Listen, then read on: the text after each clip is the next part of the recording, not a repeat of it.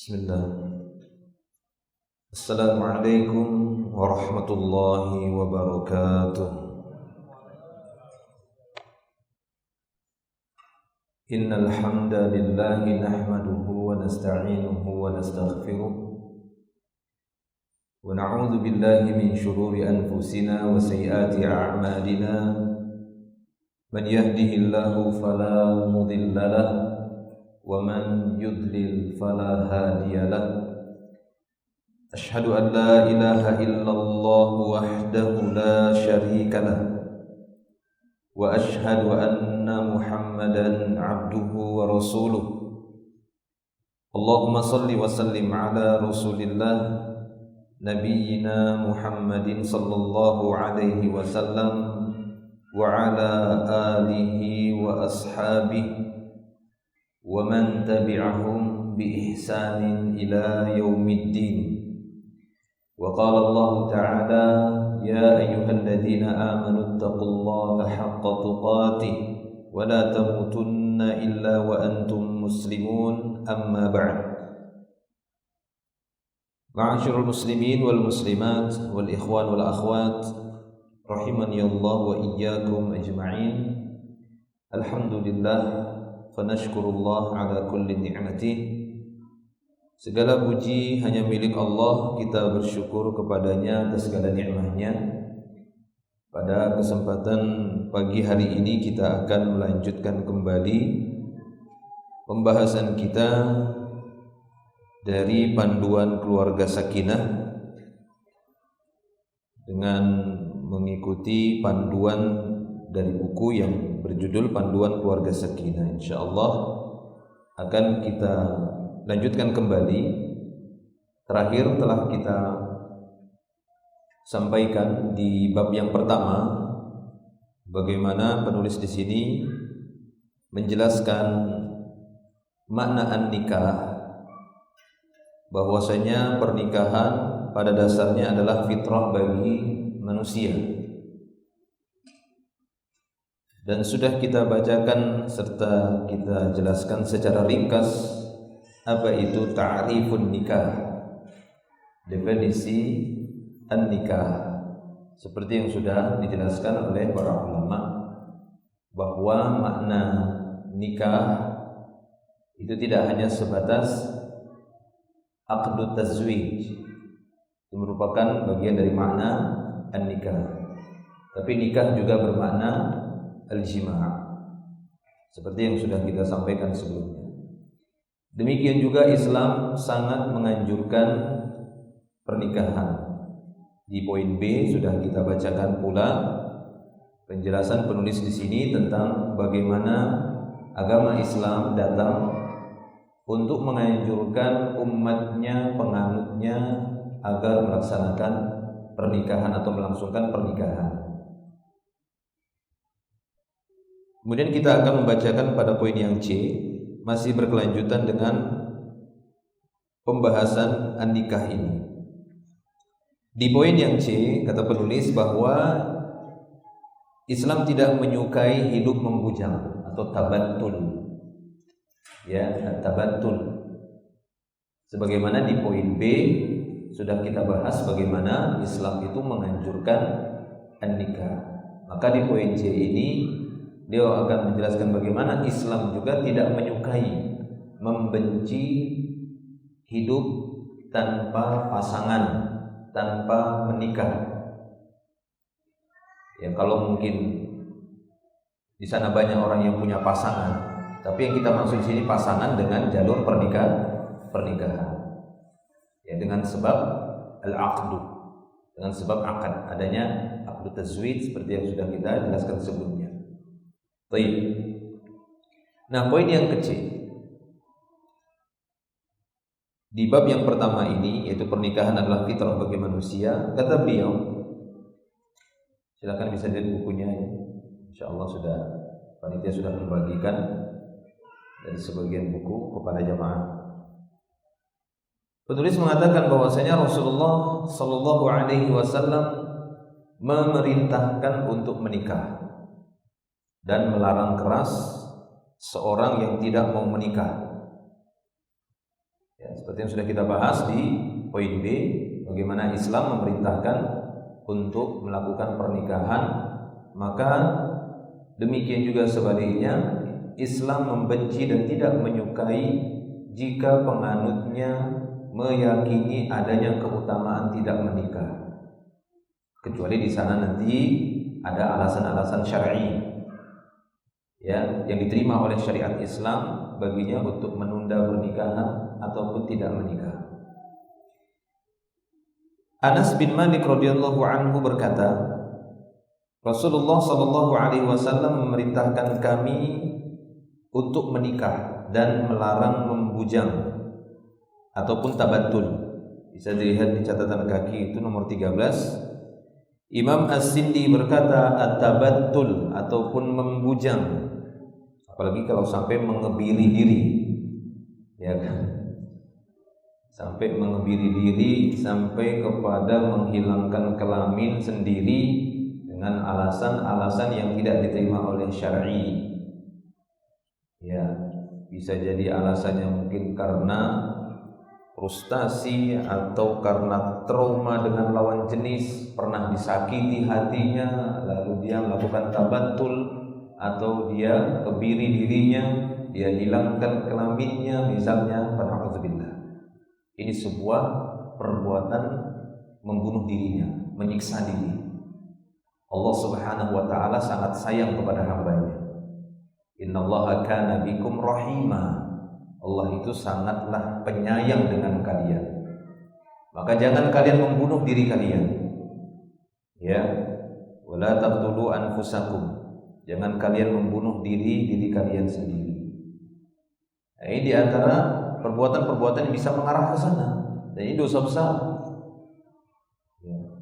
Banyak alasan-alasan manusia atau sebagian orang yang tidak mau menikah, di antaranya seperti yang kita sebutkan tadi, frustasi ataupun pernah dikecewakan oleh lawan jenisnya, apakah dia itu laki-laki ataukah itu perempuan, terutama laki-laki. Mungkin dia pernah dikecewakan oleh wanita.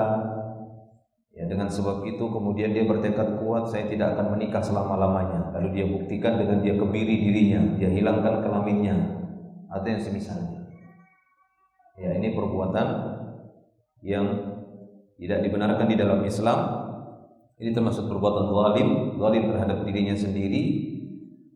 Ya, dan termasuk perbuatan durhaka kepada Allah Subhanahu wa taala, karena di dalam Islam sangat dianjurkan dan diperintahkan untuk menikah.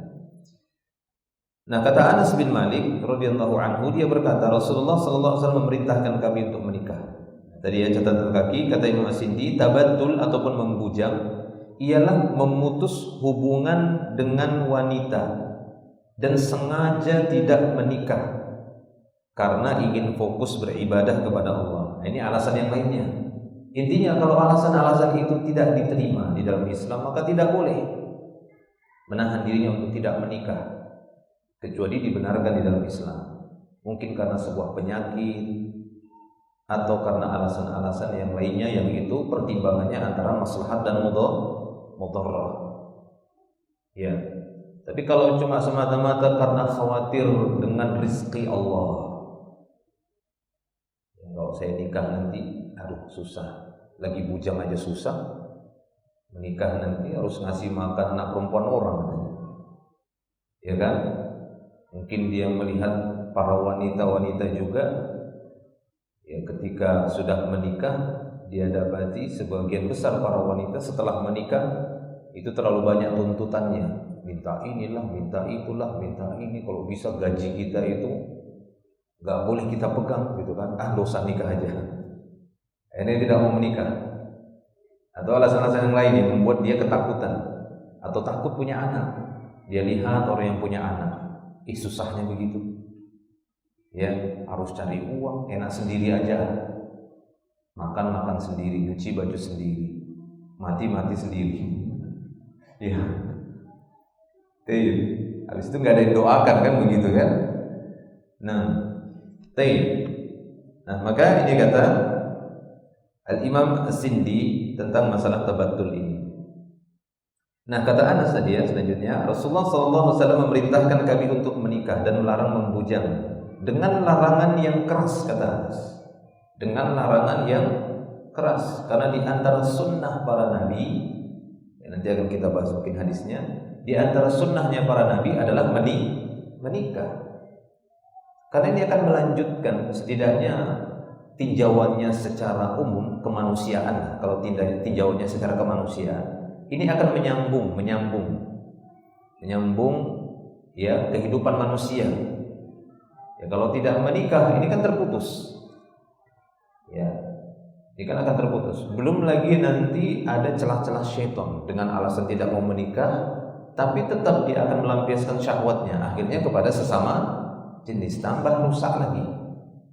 Ya, tambah rusak lagi. Karena manusia itu punya syahwat yang harus dia tunaikan syahwat tadi. Nah, Allah Ta'ala memberikan objek untuk menunaikan syahwatnya manusia tadi dengan cara yang halal, yang telah dihalalkan oleh Allah.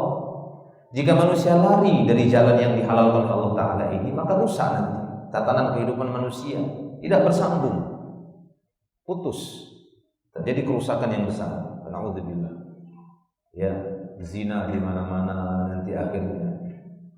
Padahal sudah ada Islam saja masih banyak yang jatuh pada perbuatan zina. Sudah ada Islam, sudah diutus Nabi, sudah dilahirkan oleh Allah Ta'ala para ulama-ulama, orang-orang soleh, sudah disebar juga oleh Allah di berbagai tempat untuk mengingatkan manusia agar tidak jatuh kepada wasilah-wasilah zina dan jangan sampai zina. Wala taqrabuz zina, jangan dekatinya saja sudah dilarang oleh Allah Ta'ala. Ini kalau zina sudah tersebar, nggak ada yang mengingatkan lagi, maka seakan-akan manusia ingin meminta disiksa, meminta diturunkan azab. Makanya dalam sebuah hadis diriwayatkan Imam Ahmad dalam musnadnya, Nabi SAW bersabda, "Ma dhahara fi qaumin ar-riba waz-zina illa ahallu bi anfusihim iqaballahi azza wa jalla." Ini kata beliau SAW. Beliau bersabda, tidaklah terlihat dengan jelas di tengah-tengah satu kaum perbuatan riba dan zina. Riba dan zina, kata beliau. Ma dhahara fi qaumin ar-riba waz-zina. Tidaklah terang-terangan terlihat di tengah-tengah satu kaum perbuatan riba dan zina illa ahallu bi anfusihim iqaballahi azza wa jalla. Melainkan mereka telah menghalalkan untuk diri mereka sendiri siksaan Allah. Jadi seakan-akan dia menantang siksaan Allah. Udah turunkan aja Allah, kami masih tetap riba dan zina, kan begitu? Ya, nah, ini bahaya. Kalau siksaan Allah, azab Allah itu dia timpakan semasa di dunia. Ya, ini tidak hanya khusus orang-orang yang buat zalim tadi, nggak hanya khusus orang-orang yang buat zina saja, tidak khusus menimpa orang-orang yang berbuat riba saja, tapi semua kena. Makanya Allah Ta'ala mengatakan wattaqu fitnah la tusibanna alladzina zalamu minkum khassah. Takutlah kalian, hati-hatilah kalian, kata Allah, waspadalah kalian dengan fitnah. Ya, ini maksud fitnah ini bermakna siksaan, uqubah. Hati-hatilah kalian dengan hukuman dari Allah yang tidak hanya menimpa yang zalim saja. Yang baik-baik kena juga di situ sekitarnya. Kenapa? Karena mereka diam-diam aja. Ya, ikut juga kena. Ya, rasakanlah karena diam-diam saja. Nah, maka penting itu disampaikan, diingatkan. Segala bentuk wasilah-wasilah yang bisa mengantarkan kepada perbuatan zina, kita ingatkan manusia. Apa tujuannya? Untuk menyelamatkan diri kita dan demikian juga orang lain, supaya semua sama-sama dapat keselamatan dan tidak tertimpa kemurkaan di sisi Allah Subhanahu wa taala. Baik. Ya, jadi Nabi SAW melarang ini karena ini merupakan wasilah kerusakan. Nggak mau nikah begitu, membujang. Ini wasilah kerusakan. Sementara Allah menciptakan manusia itu punya syahwat. Tidak ada manusia yang Allah Ta'ala ciptakan tidak punya syahwat, tidak punya hawa nafsu. Barangkali jelmaan malaikat kali dia. Ya, Manusia itu punya syahwat. Nah, kita tidak diperintahkan oleh Allah Ta'ala untuk mematikan syahwat itu. Enggak. Gimana matikan syahwat? Nah, ada tombolnya di badan ini. Kalau dipencet, atau ada organ tertentu yang jika dia dipotong, hilang syahwat, kan begitu? Enggak. Walaupun seorang mungkin dia potong, mohon maaf, dia potong kelaminnya, maka syahwat masih ada. Ya, syahwatnya masih ada. Nah, itu menyiksa namanya, itu menzolimi seperti itu. Baik. Nah, yang paling penting adalah bagaimana seorang itu mampu mengendalikan hawa nafsunya. Dia minta tolong kepada Allah, dia ambil bimbingan yang datang di dalam Islam dari Allah dan dari Rasulnya. Kata Allah Ta'ala, wa amma man khafa maqama rabbih wa nahan nafsa 'anil hawa fa innal jannah hiyal ma'wa. Adapun orang yang takut dengan kedudukan Rabbnya, dengan kebesaran Rabbnya, maqam Rabbnya, lalu dia berusaha karena takutnya dia kepada Allah, dia berusaha nahan nafsa 'anil hawa. Dia upayakan, dia usahakan, dia tahan hawa nafsunya ini, dia salurkan di tempat yang dibenarkan dalam Islam.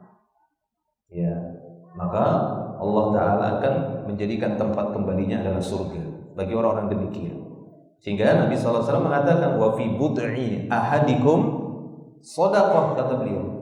Bud'u itu kemaluan. Pada kemaluan salah seorang di antara kalian itu ada pahala sedekahnya. Kapan ini? Ketika dia meletakkannya didahului dengan akad nikah dulu. Sehingga kemaluan tadi berpahala. Lah kalau tidak, mau dari mana kemaluannya dapat pahala? Dibenturkan ke dinding, kan tidak mungkin dapat pahala. Iya, ya kan? Tanpa jalur pernikahan, dari mana dia dapat pahala dari kemaluannya? Tidak bisa. Ya. Makanya sahabat bertanya, ya Rasulullah, apakah seorang menyalurkan syahwatnya bisa dapat pahala? Loh, kata beliau, sekiranya dia letakkan di tempat yang haram, bukankah itu berdosa? Iya. Nah, begitu ketika itu dia letakkan di tempat yang halal, dia berpahala. Oh, maka menikahlah. Ya. Sehingga Nabi SAW memerintahkan kami untuk menikah dan melarang membujang dengan larangan yang keras. Beliau SAW bersabda, tazawwaju al-waduda al-waluda, tazawwajul wadud al-walud. Nikahilah wanita yang wadud, yang mawaddah. Mawaddah itu sama seperti mahabbah. Cuma kalau mahabbah mungkin lebih kepada makna cinta secara umum, baik itu laki perempuan, perempuan pada perempuan, laki-laki pada laki-laki, kita dengan Nabi, ya, kemudian seterusnya, itu mahabbah secara umum. Tapi kalau mawaddah itu lebih cintanya yang lebih dekat lagi. Ya, mawaddah itu lebih banyak disematkan untuk cinta antara suami dan istri. Nah itu tazawwajul wadud, kata Nabi, nikahilah oleh kalian wanita yang mawaddah, yang bisa memunculkan kebahagiaan, penyayang, sayang dia, sayang sama suami, sayang nanti sama anak, sama anak-anak yang akan lahir darinya. Nah, itu cari wanita yang seperti itu. Karena ada wanita yang tidak bisa mengusahakan munculnya mawaddah tadi. Ya, enggak sayang sama suami, tidak sayang sama anaknya. Ya, saya dulu waktu kecil itu masih ingat ada, ya nggak tahu alasannya apa, tapi ya kalau alasannya karena kemiskinan pun janganlah sampai menjual anaknya, dijual anaknya. Ya, dijual anaknya kenapa? Karena kesusahan tidak dapat kerja. Ya, numpang sana, numpang sini. Sempat numpang di rumah saya juga waktu itu. Berapa hari, karena nggak enak udah lama, pergi lagi cari lagi tumpangan rumah yang lain. Dia bawa anak bayi, ya anaknya baru lahir, baru beberapa bulan itu. Tidak lama kemudian, ya didapati dia nggak bawa anak lagi. Tuh, mana anak kecilnya? Ditanya-tanya, udah dijual. Dijual sama orang kaya yang mungkin ingin ngadopsi anak, nggak punya anak gitu. atau bukan tidak punya anak, belum punya anak laki-laki waktu itu yang beli itu. Dia punya anak perempuan, dijual sama itu lalu dibeli. Ya, cuma ini gimana naluri seorang ibu gitu ya, nggak habis pikir saya kok dijual hanya untuk makan kan begitu, hanya untuk makan saja. Tapi nah ini kan tidak penyayang seperti itu, tidak sayang sama anaknya. Tazawwajul wadud al-wadud, nikahilah wanita yang penyayang dan walud, yang subur, yang bisa melahirkan banyak anak. Ya, wanita yang subur. Fa inni mukatsirun bikumul anbiya'a yaumal qiyamah, karena aku akan berbangga dengan banyaknya umatku nanti di hadapan para nabi pada hari kiamat. Jadi di antara kebanggaan Nabi SAW di hadapan para nabi yang lainnya, beliau bangga dengan banyaknya jumlah umatnya nanti pada hari kiamat.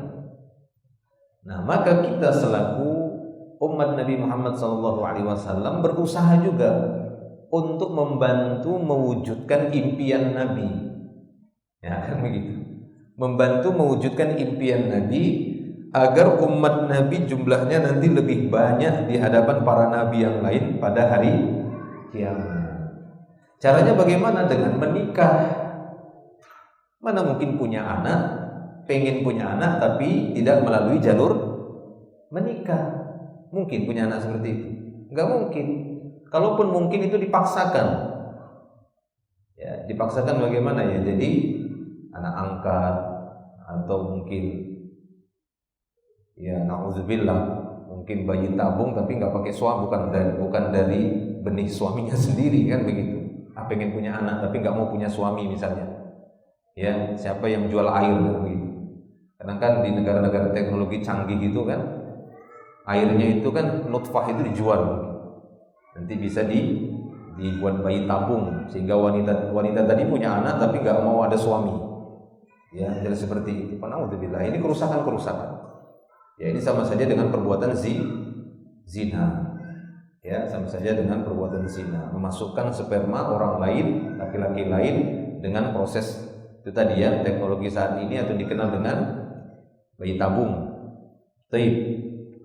Nah, maka untuk mewujudkan impian Nabi SAW sebagai Nabi yang berbangga dengan banyaknya jumlah umatnya di hadapan Nabi yang lain, itu kita selaku umatnya untuk melestarikan nikah ini dengan cara yang benar, dengan cara yang dituntun oleh Nabi kita sendiri Sallallahu Alaihi Wasallam.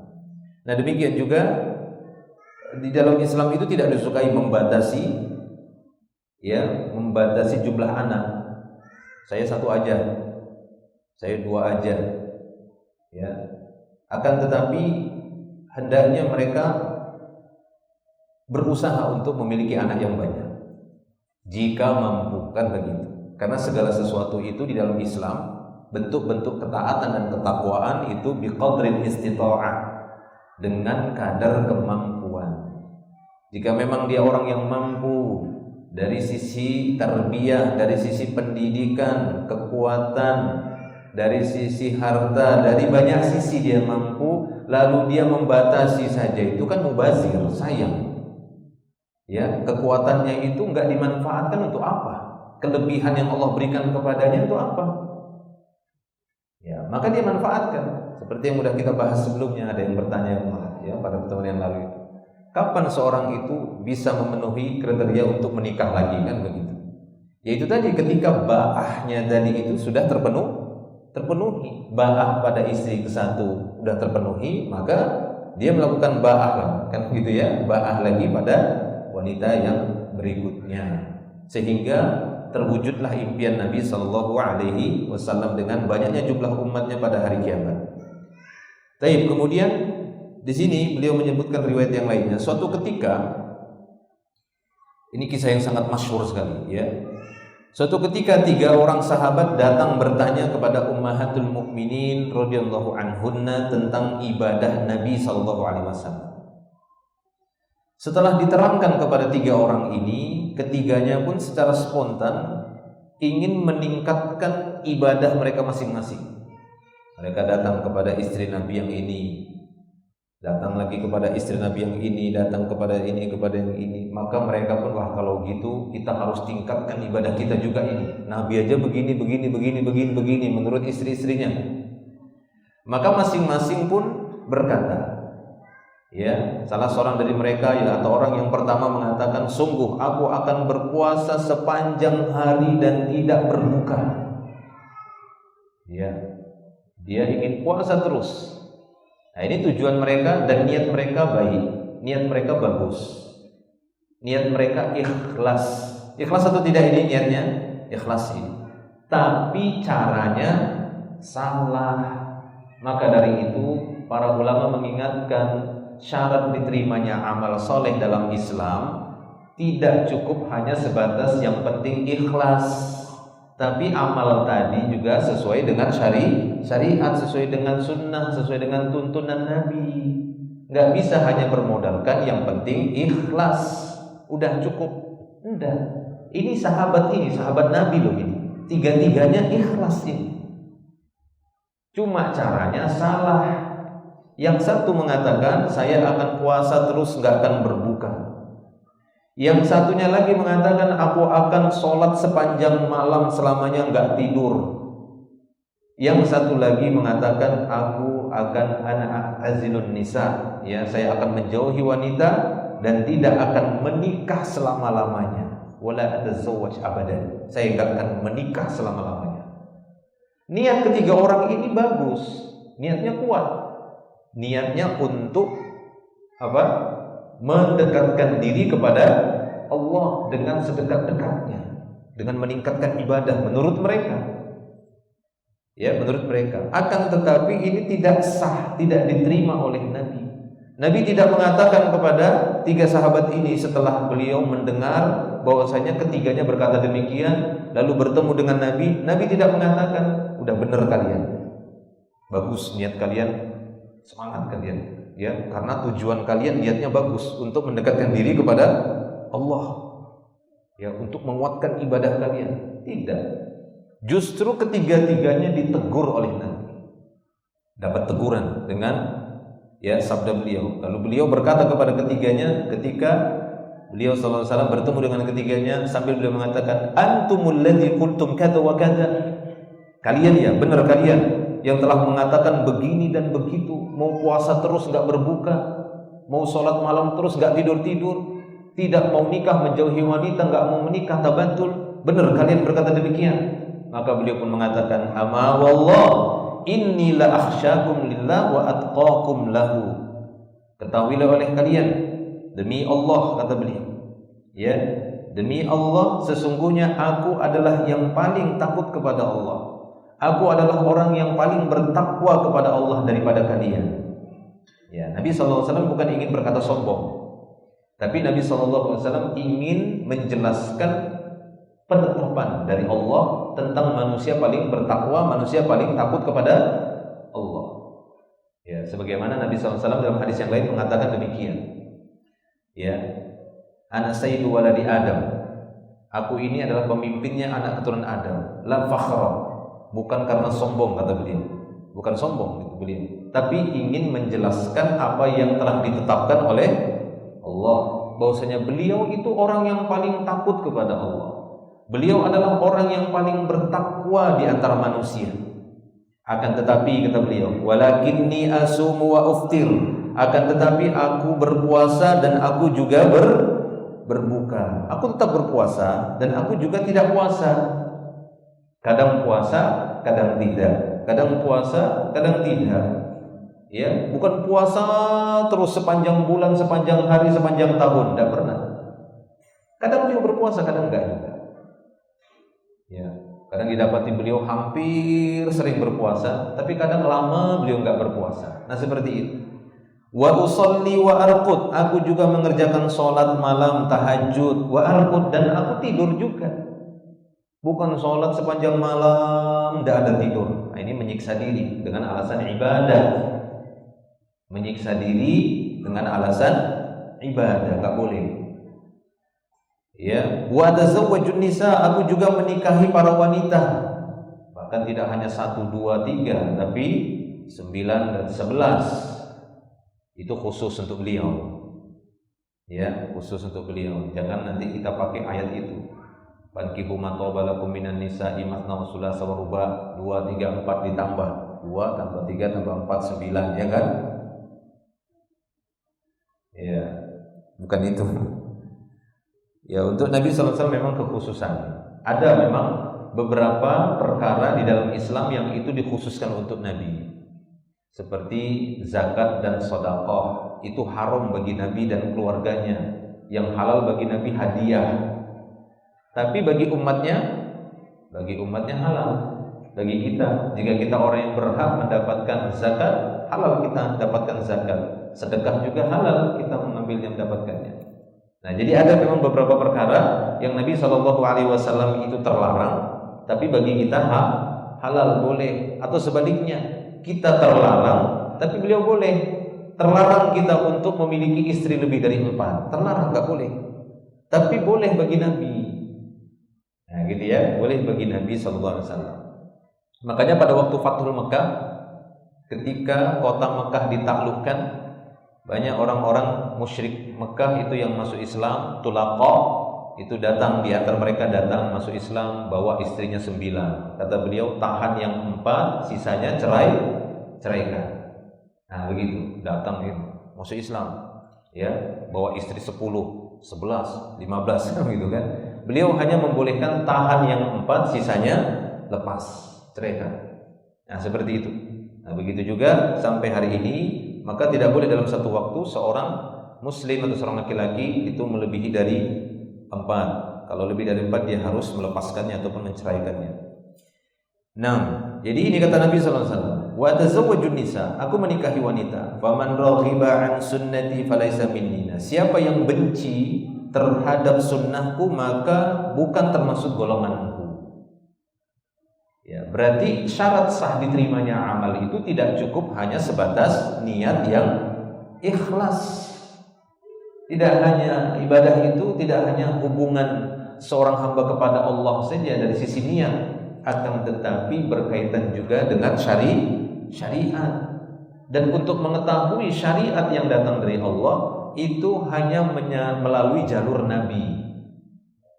Untuk mengetahui syariat Allah Subhanahu wa taala itu harus melalui jalur Nabi itu mengetahuinya.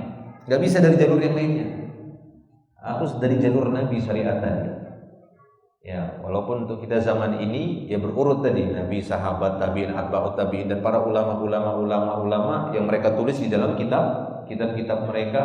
Nah, kita mempelajari amal tadi, syariat tadi itu dari situ sampai kepada Nabi. Makanya yang paling terpenting itu adalah kita melihat apakah ada perkara ini dalam Islam ini datangnya dari Nabi SAW ataukah tidak ada. Ya, sehingga itu menjadi syarat sah, dari syarat yang kedua dari diterimanya amal. Baik. Nah, kemudian juga sabda beliau sallallahu alaihi wasallam, tazawwaju, kata beliau, menikahlah kalian, fa inni mukatsirum bikumul umam yaumal qiyamah wa la takunu karahbaniyatin nasara.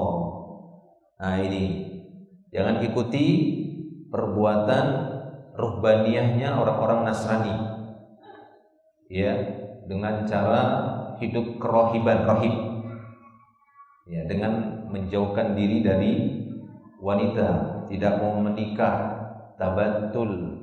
Makanya beliau mengatakan, menikahlah kalian. Aku bangga dengan kalian, dengan banyaknya jumlah kalian itu di hadapan umat-umat lain nanti pada hari kiamat. Wala takunu karahbaniyatin nasara. Jangan kalian tasyabbuh, menyerupai pendeta-pendeta Nasrani. Ya, Allah Subhanahu wa taala juga menyebutkan dalam surat Al-Hadid itu, ya, dalam surat Al-Hadid. Tsumma qaffayna ala atharihim bi rusulina wa qaffayna Isa. Ya, lalu kami ikuti juga dengan Isa, wattaba'uhu, kemudian yang mengikutinya, rafah, rahmah, warahbaniyah ibtada'uha ma katabnaha 'alaihim illa ibtigha'a ridwanillah fama ra'auha haqqa ri'ayatiha.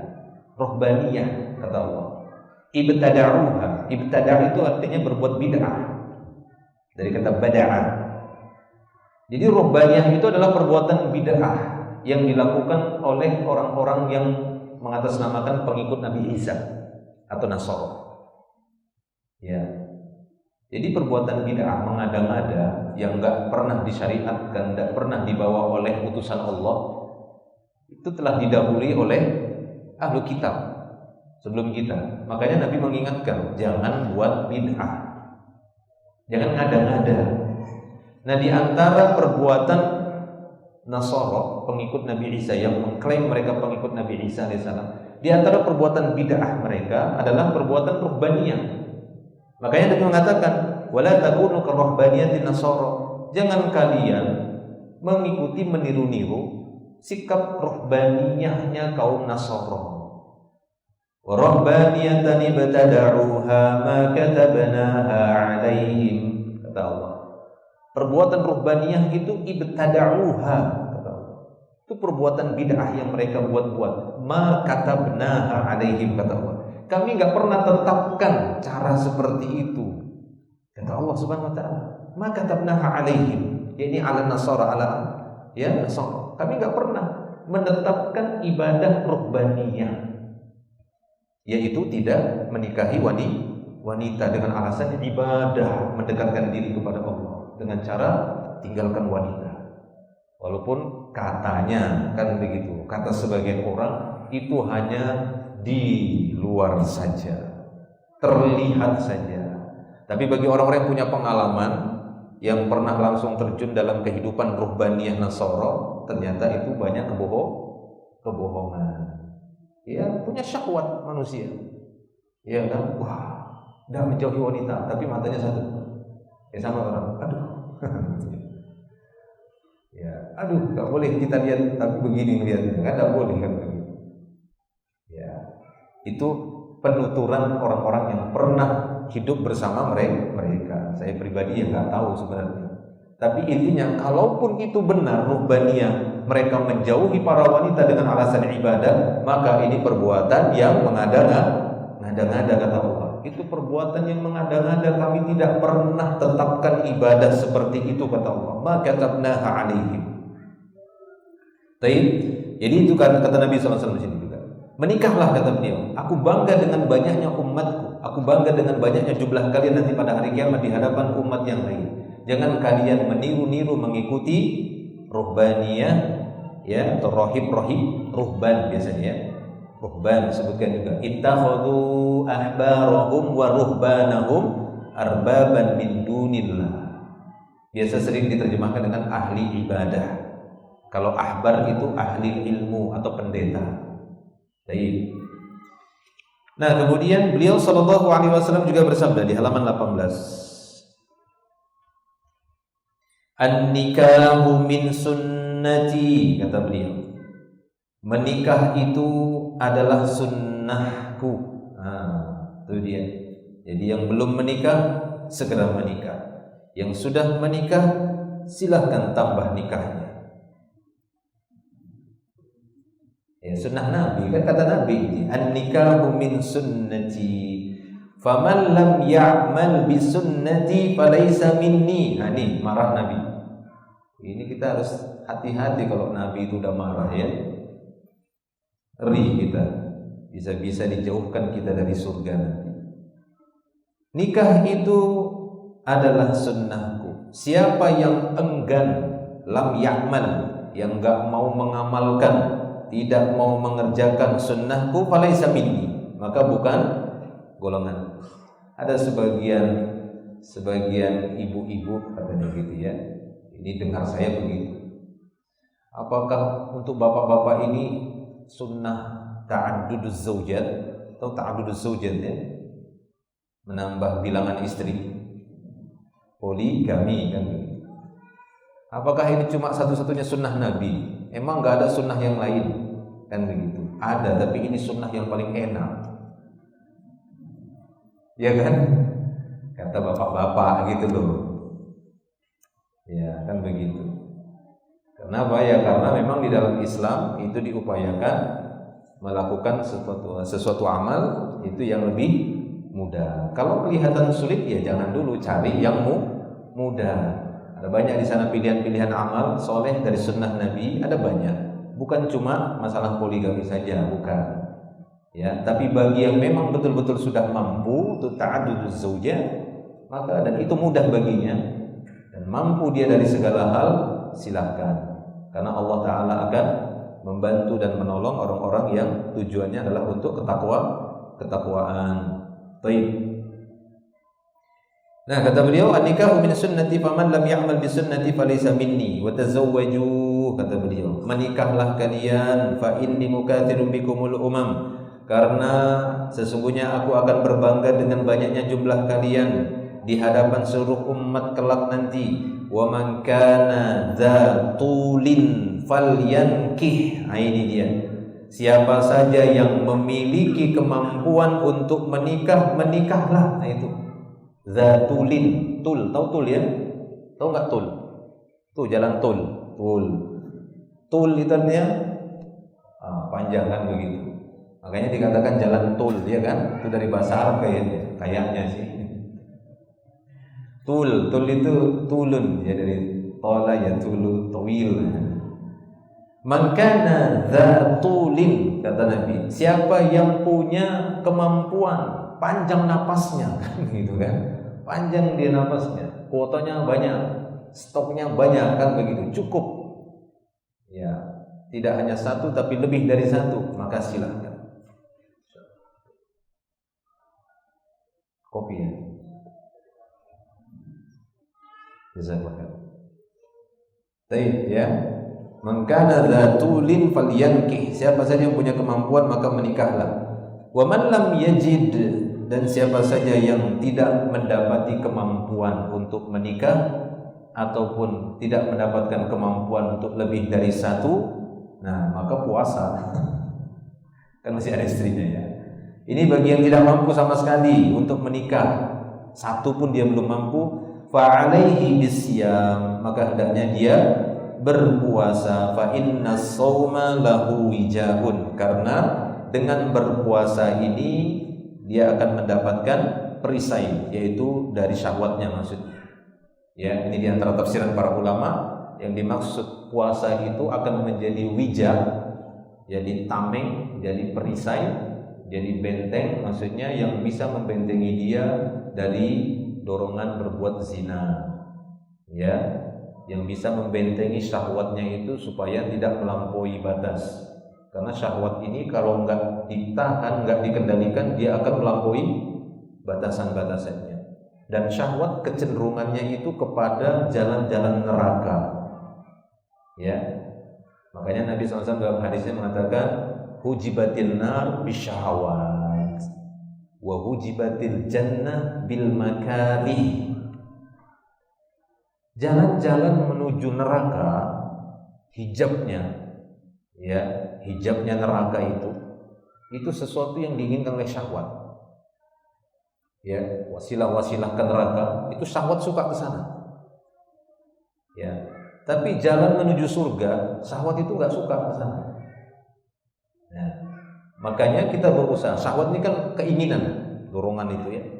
Makanya seorang yang sukses lah bisa dibilang, seorang yang selamat ketika syahwatnya itu mampu dia kendalikan, dia alihkan untuk yang halal, untuk yang baik, untuk yang berpahala, sehingga dia bersyahwat untuk sholat, bersyahwat untuk baca Quran, bersyahwat untuk belajar, bersyahwat untuk bersedekah, syahwatnya untuk bantu orang, syahwatnya untuk menikahi wanita tadi, untuk membiayai dia, syahwatnya untuk dapat anak, dan seterusnya. Kalau tidak dikendalikan seperti itu, maka dia akan mencari syahwat kepada neraka, jalan-jalan neraka. Nah, itu yang bahaya. Ya, makanya Nabi mengatakan tadi, wa hujibatil jannah bil makarih. Surga itu dikelilingi dengan hal-hal yang makarih, itu dari jamak dari makruh. Ya, makarih itu jamak dari makruh, enggak disukai oleh syahwatnya. Salat, aduh. Ya kan begitu. Aduh. Hadir ke majelis taklim, baca Quran, baru pegang, dibandingkan lihat HP, lihat medsos, lihat HP ya ada. Iya atau tidak? Iya kan? Wah, mau baca Quran kan ada aplikasi Quran kan, mushaf itu. Keriting masuk pesan. Iya kan? Buka, lama-lama ke medsos. Habis 1 jam, 2 jam. Itu dia, syahwat. Kita sering dikalahkan oleh syahwat kita itu, terutama dalam manajemen waktu. Iya, itu kalah kita itu sudah begitu. Awalnya sudah mau baca Quran nih, 15 menit lah. 15 menit. Buka mushaf. A'udzubillahi minasyaitonirrajim. Udah baca ta'awuz itu, keriting. Pesan Facebook, kan pesan Twitter, buka, tanggung slide sedikit. Nanggung. Ada link, buka lagi. Gak terasa habis waktu 2 jam, ya kan? Tiba-tiba, aduh telat ini. Habis. Ya, maka dari itu dia pentingnya ketakwaan, kekuatan itu tadi ya. Kekuatan jiwa itu kedekatan dengan Allah. Allah akan tolong seorang hamba itu sehingga dia mampu betul-betul mengendalikan waktu. Makanya sampai para ulama saja jatah tidur aja dikurangi hanya untuk Allah. Hanya untuk Allah itu. Apa itu? Untuk baca. Ya, lihat saja itu sirahnya para ulama-ulama kita itu. Sehari 4 jam aja tidurnya. Selebihnya apa? Selebihnya mereka pakai untuk baca, mentelaah, nulis, menghafal lagi. Ya, bahkan sampai mereka memilih makanan-makanan yang tidak terlalu memakan waktu, menyita waktu. Biasanya mereka akan mengambil roti, lalu celupkan air, sama airnya itu diminum karena dia dapat makanan dan minuman. Udah, hanya beberapa menit saja. Beda sama kita, makan itu sejam kan gitu. Ya, kita banyak dikalahkan sebenarnya. Ya, ada banyak waktu yang udah kita lewati itu sia-sia, banyak sekali. Maka dari itu, ini perjuangan yang berat sebenarnya bagi masing-masing orang untuk betul-betul menjadikan waktunya itu untuk Allah atau untuk yang bermanfaat, ya, bukan untuk sesuatu yang sia-sia. Makanya ada sebagian ahli mengatakan sekiranya seorang hamba itu, seorang manusia disuruh untuk menghisap, ya, dia disuruh untuk menghitung sebelum nanti Allah Ta'ala kan memerintahkan untuk menghisap dirinya sendiri. Di dunia itu udah bisa, ya, seorang itu sudah bisa menghisap dirinya di dunia. Kemarin coba, nggak usah jauh-jauh lah. Kalau 10 tahun yang lalu kita susah juga kan menghisapnya, kan ngitungnya. Kemarin saja lah, hari Sabtu. Dari bangun tidur sampai kita bangun tidur lagi, itu 24 jam. Anda bisa tuliskan itu. Ya kan? Apa yang Anda lakukan? Anda lihat, dari bangun tidur, 24 jam lah. Bangun tidur, lihat HP. Ya kan, lihat HP itu sampai waktu syuruk. Udah mendekat waktu syuruk, misalnya kan yang ibu-ibu di rumah itu kadang-kadang begitu. Ya, langsung keburu-buru sholat paling 5 menit, nggak sampai 5 menit. Ya, itu kalau dia hitung itu berapa ibadahnya dalam sehari untuk Allah. Baca Qurannya hampir dibilang nggak ada, sehari itu nggak ada baca Quran. Baca buku nggak ada. Ya, lihat HP bisa 4 jam, 5 jam, 6 jam misalnya. Karena kan fitnah hari ini kita dapati yang paling besar itu fitnah ngeliatin HP. Ya, itu paling banyak menyita waktu kita hari ini itu ngeliatin HP. Iya, ngeliatin HP itu, HP dilihatin terus. Ya, sampai wajah istri saja. Ya nggak suami saja, istri juga kadang begitu kan, seperti itu. Masing-masing memperbaiki lah. Ya, masing-masing memperbaiki. Kalau tadi melihat HP tujuannya adalah untuk lihat buku, ini kita nggak masalahkan itu ya, melihat Quran, mushaf Quran. Cuma banyak yang nggak tahan berlama-lama lihat buku, lihat Quran di aplikasi HP. Ya, manusia lebih senang ataupun syahwatnya lebih senang kepada hal-hal yang seperti tadi sia-sia. Baik ya. Nah, kemudian selanjutnya masih dalam 18, orang yang mempunyai akal dan basirah, kekuatan hati, tidak akan mau menjerumuskan dirinya ke jalan kesesatan dengan hidup membujang. Ya, jadi penting bagi kita untuk menjadikan akal ini sehat itu memang harus dibarengi dengan ketakwaan. ya, dengan ilmu basirah, minta tolong kepada Allah. Nah, di antara bentuk perbuatan yang bisa menjerumuskan diri kepada kesesatan itu dengan hidup memujang ketika akal itu tadi ya, akal dan basirahnya itu kekurangan. Sesungguhnya hidup sendirian itu adalah suatu kehidupan yang kering dan gersang, hidup yang tidak memiliki makna dan tujuan, suatu kehidupan yang hampa dari berbagai keutamaan insani yang pada umumnya ditegakkan atas dasar egoisme dan mementingkan diri sendiri serta ingin terlepas dari semua tanggung jawab. Jadi orang-orang yang tidak mau menikah, membujang, tabatul tadi, itu karena dasar egoisme, hanya mementingkan diri sendiri. Sehingga kita selaku orang tua penting juga untuk mendidik anak-anak kita ini agar mau ataupun punya jiwa mau berkorban. Ya, itu penting, itu dilatih. Baik itu berkorban untuk kemaslahatan maksudnya ya, melatih mereka berkorban untuk kemaslahatan orang lain, kemaslahatan agama Allah SWT.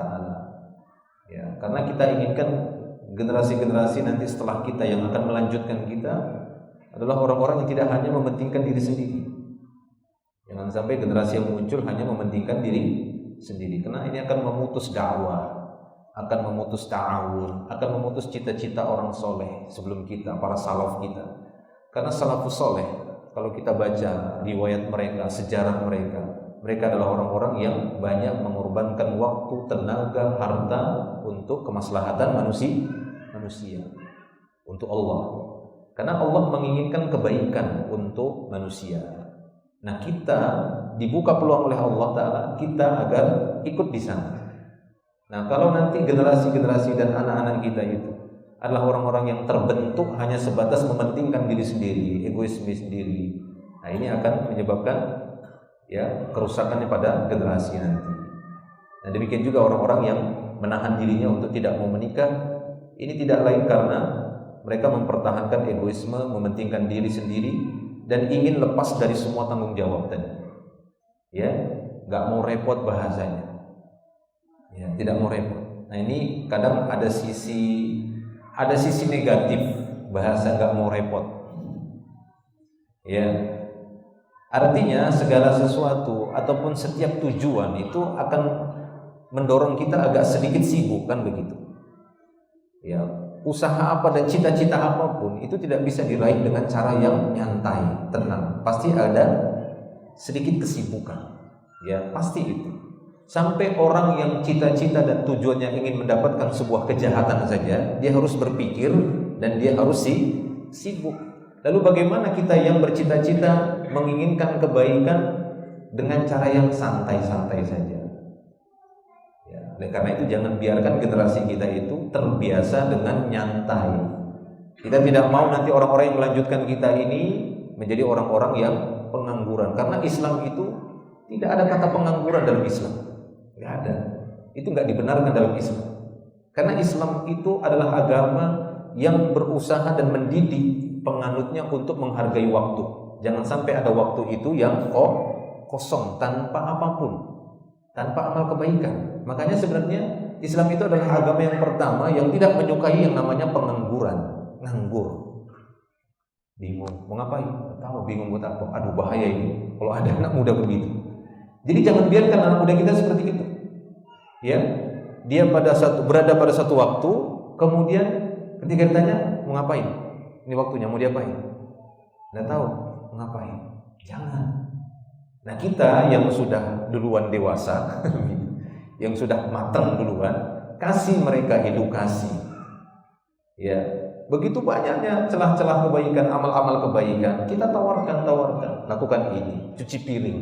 Kan begitu kan, sapu ini, misalnya lah kan di rumah begitu, ada banyak. Jangan biarkan mereka dalam keadaan nganggur. Nah ini, karena nanti kita akan bertanggung jawab juga atas generasi-generasi berikutnya ketika kita membiarkan mereka seperti itu. Taib. Orang yang tetap membujang, pada umumnya dia hanya hidup untuk diri sendiri. Mereka pun menyendiri bersama hawa nafsu yang terus bergelora. Nah itu, hingga membuat kemurnian semangat serta rohaninya menjadi keruh. Sanubari mereka senantiasa berada dalam pergolakan melawan fitrah jiwanya. Terkadang ketakwaan mereka bisa dapat diandalkan, akan tetapi pergolakan yang terjadi secara terus-menerus lambat laun akan melemahkan iman dan ketahanan jiwa, serta akan mengganggu kesehatan sehingga membawa dirinya ke lembah kenistaan. Anggaplah seorang anak muda itu bertakwa, ya, lalu dia menahan diri, enggak nikah dulu, karena dia masih mengandalkan ketakwaannya, ya. Mungkin di dalam hatinya masih merasa masih sanggup kok mengalihkan pandangan ini supaya tidak tertuju kepada lawan jenis yang haram, ya. Mungkin awal-awalnya masih takut, tapi kata beliau di sini, sejauh mana itu nggak bisa diandalkan ketakwaan dia. Harus ada bentuk ketakwaan lain yang menumpuk di sana, yang menempel di sana untuk menyokongnya, membantunya. Karena ketakwaan itu berlapis-lapis. Tidak mungkin seorang itu bertahan di level ketakwaan itu saja. Jangan. Ketakwaan itu harus terus ditingkatkan. Sehingga Allah Ta'ala mengatakan, inna akramakum indallah atqakum. Yang paling akram di antara kalian, yang paling mulia di antara kalian si Allah, yang paling tinggi takwanya, yang paling takwa. Jadi jangan seorang itu hanya pasrah dengan level takwa itu saja. Nah, ini ada sisi kesalahan. Ada sebagian orang sudah cukup gitu aja. Ayo sedekah lagi, enggak cukup sedekah segitu aja. Padahal dia mampu meningkatkannya. Ini jangan. Ayo menikah, enggak, saya masih mampu untuk menahan diri, gitu ya. Saya masih mampu untuk menahan diri, ya, menahan syahwat saya, mengendalikannya dengan ketakwaan saya. Maka sejauh mana itu nggak bisa diandalkan. Karena kalau terus menerus seperti itu, pergolakan syahwatnya itu, belum lagi waswas syaitan, ya, itu terus menyerang dia yang akhirnya ketahanan jiwanya ini akan terganggu. Lambat laun akhirnya mata ini pun tak tahan lagi, ya, untuk melampiaskan syahwat dan nafsunya, maka dia harus melalui wasilah-wasilah zina akhirnya. Na'udzubillah, ya, jebol benteng ketakwaannya, ya. Nah, demikian, bahkan dia bisa jatuh kepada lembah kenistaan. Terkecuali, kata beliau, apabila ada sebab-sebab syar'i yang dimaklumi oleh syariat, seperti penyakit atau sebab-sebab yang lainnya, atau dia tinggal di satu tempat, hampir rata-rata para wanitanya semuanya sudah pernah zina. Nanti dulu, tunggu dulu, gak nikah. Kan bisa saja kondisi seperti itu ada pada orang-orang tertentu, lalu dia tahan dirinya menikah. Misalnya dia tinggal di sebuah negara yang memang negara itu membebaskan hubungan seks, ya, membebaskan perzinahan, boleh, mau siapapun, bahkan sampai saudari kandungnya, sampai ibu ke anaknya, bapak ke anak perempuannya, bebas di situ. Sehingga dia, saya nggak mau nikah di sini, ya, saya belum mau dulu nikah sampai nanti saya betul-betul mendapatkan lingkungan atau wanita yang jelas itu adalah wanita yang belum pernah berzina, yang tidak berzina. Karena di sekelilingnya para wanita itu hampir rata-rata sudah pernah berzina. Mungkin dia tahan, mungkin seperti itu. Nah, ini bisa dimaklumi. Padahal dia sebenarnya sudah ingin sekali menikah dan sudah layak dan seharusnya sudah menikah. Nah, kalau udzur-udzur syar'i seperti ini dimaklumi oleh syariat atau karena sebab penyakit, maka ini tidaklah mengapa. Atau sebab yang lainnya, maka semua itu kita serahkan kepada Allah.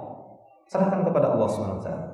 Sementara apabila ada yang berdalih dengan beberapa ulama yang tidak menikah, seperti Syekhul Islam Ibnu Taimiyah, Imam An-Nawawi dan yang lainnya, ya, mereka beralasan, ya, Syekhul Islam Ibnu Taimiyah saja belum tidak menikah sampai meninggalnya karena disibukkan, ya, dengan ini. Ya, Anda disibukkan dengan apa? Apa sama seperti Syekhul Islam Ibnu Taimiyah? Kan kita nggak tahu apa alasannya. Kita kan nggak pernah tanya kepada Ibnu Taimiyah, kenapa kok belum nikah juga sampai meninggal? Kan kita belum pernah tanya. Yang menjadi tauladan kita, tuntunan kita adalah Nabi Muhammad sallallahu alaihi wasallam. Beliau menganjurkan kita menikah, maka menikahlah kita. Adapun selain Nabi bisa benar, bisa salah. Tapi kalau Nabi itu dipastikan kebenarannya. Benar sabda Nabi, bahwasanya yang paling utama yang membuat kebanggaan dan kesenangan Nabi adalah dengan menikah.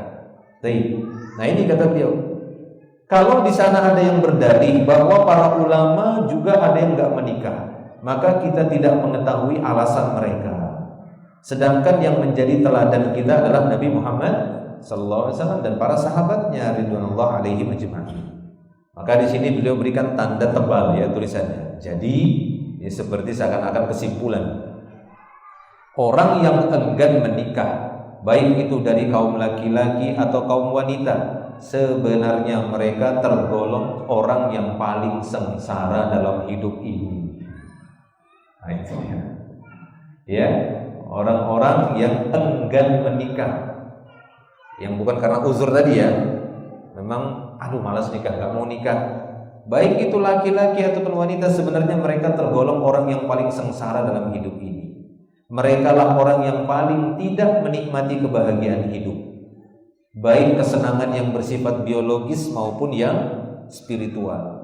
Boleh jadi mereka bergelimang harta, namun hakikatnya miskin dari karunia Allah Subhanahu wa ta'ala. Ya, mudah-mudahan Allah memudahkan laki-laki dan wanita yang belum menikah untuk mendapatkan jodoh yang soleh dan soleha, serta dimudahkan untuk segera melangsungkan akad pernikahan. Nah, kita yang udah menikah juga jangan lupakan saudara-saudara kita, keluarga kita yang belum menikah, doakan supaya mereka segera menikah. Karena menikah ini sunnah Nabi, maka sangat dianjurkan mendoakan yang disunnahkan. Kan begitu? Ya kan begitu? Kita disunnahkan untuk meminta kepada Allah pada perkara-perkara yang itu sangat dianjurkan kepada saudara-saudara kita.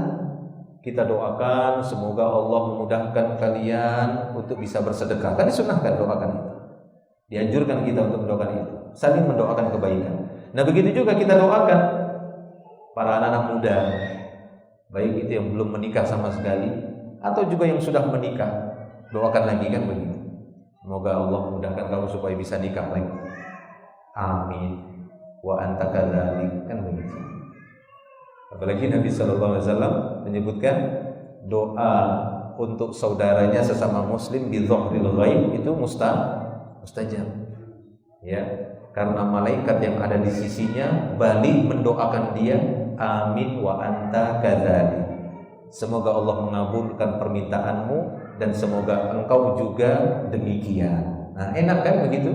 Ya Allah, mudahkanlah si fulan untuk nikah lagi. Kata malaikat di dekat sisinya, amin. Semoga saudaramu segera menikah lagi, kamu juga, kata malaikat. Enak kan? Senyum-senyum Bapak-bapak.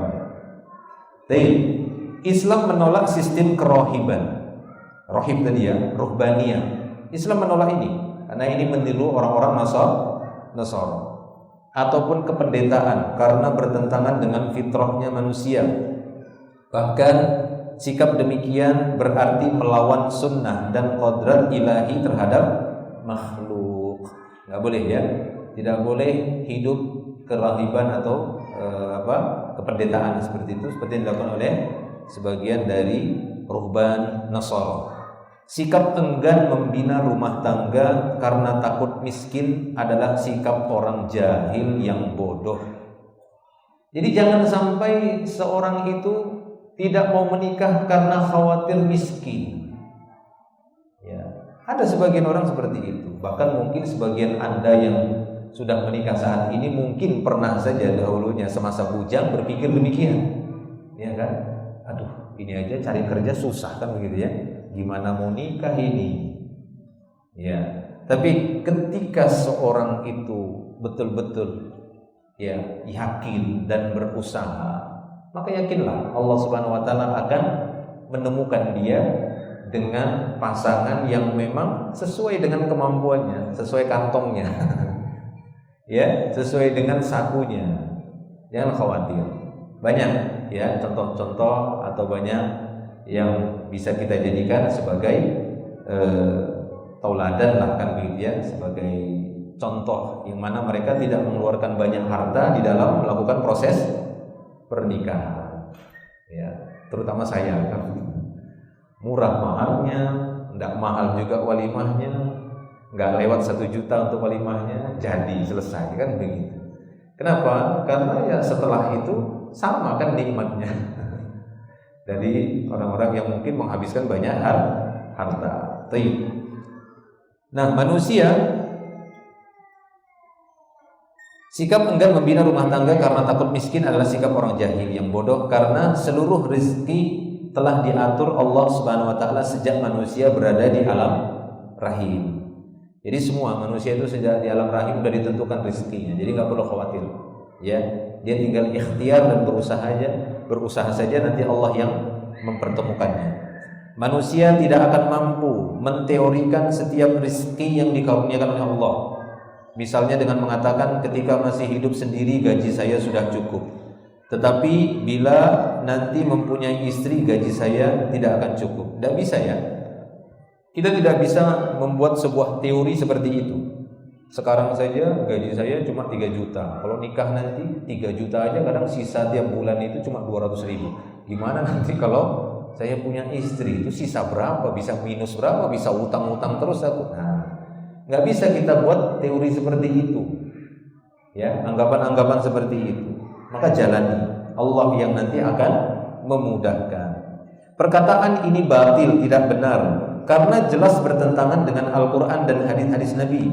Allah yang memerintahkan untuk menikah, dan seandainya seorang dalam keadaan fakir, niscaya Allah akan membantu dengan memberi rezeki kepadanya. Kan yang memerintahkan nikah Allah. Ya, sementara nikah itu kan butuh harta, butuh biaya. Maka Allah Ta'ala yang sudah siapkan itu. Ketika memang Anda bertekad kuat untuk menikah. Kalau nggak percaya, tanyakan orang-orang yang sudah menikah. Ya, tanyakan pengalaman orang yang sudah menikah. Mereka masing-masing punya pengalaman di mana Allah Ta'ala betul-betul memudahkan usaha mereka, memudahkan rezeki mereka saat mereka bertekad ingin menikah. Allah Ta'ala tutupi semua biaya-biayanya. Walaupun ada sebagian yang mungkin hutang dulu, nggak apa-apa, kan begitu. Selama memang itu dibutuhkan, ya tidak mengapa berhutang. Yang terpenting ada celah-celah usaha yang memang bisa dia andalkan untuk membayar hutangnya nanti setelah nikah, gitu kan? Supaya apa? Supaya jangan nanti setelah akad nikah, setelah hari walimahnya bertengkar, kan begitu. Kenapa? Karena banyak utang. Nah, ini kan tidak diinginkan seperti itu. Tapi kalau ada celah-celah usaha yang bisa diandalkan untuk bayar hutang, tidak mengapa. Para ulama juga membolehkan seorang berhutang kalau memang di sana ada yang bisa diandalkan untuk bayarnya. Ya, tapi kalau tidak ada maka jangan berhutang dulu. Usahalah untuk mengumpulkan biaya dengan semampunya. Nanti Allah yang akan membantu mencukupi atau menjodohkan dia dengan wanita yang memang sesuai dengan biaya yang sudah disiapkan. Baik. Allah Subhanahu wa taala, Allah Azza wa Jalla menjanjikan pertolongan bagi seorang yang menikah. Sebagaimana dalam firman-Nya, wa ankihul ayama minkum wassalihina min ibadikum wa imaikum iyakunu fuqara yughnihumullahu min fadli wallahu wasi'un alim. Dan nikahkanlah orang-orang yang masih bujang di antara kalian, dan nikahkan juga orang-orang yang sudah layak menikah dari hamba sahaya, baik yang laki-laki atau perempuan. Nah, lihat ini, iyakunu fuqara, jika mereka masih dalam keadaan fakir, Allah yang akan memberikan kekayaan, kecukupan, kemampuan kepada mereka dengan karunia-Nya, dan Allah maha luas pemberiannya dan maha mengetahui. Jadi nggak usah khawatir. Jika memang Anda tergolong orang yang fuqara tapi pengen nikah, yughnihumullah, yughnikallah, Allah yang akan memperkaya dan mencukupi dirimu sehingga kamu mampu untuk membiayai pernikahan. Nabi SAW juga menjelaskan janji Allah itu melalui sabdanya, salasah, kata beliau, perhatikan, salasah haqqun 'ala Allah aunuhum, ada 3 golongan manusia yang berhak mendapatkan pertolongan Allah. berhak mendapatkan pertolongan Allah. Siapa itu? Yang pertama, al-mujahidu fi sabilillah. Jika di sana ada tuntutan panggilan perang oleh Amirul Mukminin misalnya, lalu dia dapati, aduh, saya ini gimana harta saya? Saya mau ikut jihad tapi nggak ada harta. Ini Allah akan cukupi. Ya, berusahalah dia untuk mendapatkan harta tadi, maka selama perjalanan untuk perang tadi dalam berjihad fisabilillah, Allah Ta'ala akan tutupi kebutuhannya. Setidaknya Allah Ta'ala akan menangkan mereka sehingga mereka akan mendapatkan bagian dari harta ghanimah. Sehingga harta yang sudah mereka keluarkan itu nanti bisa ditutupi oleh ghanimah, ya, bahkan mungkin lebih lagi.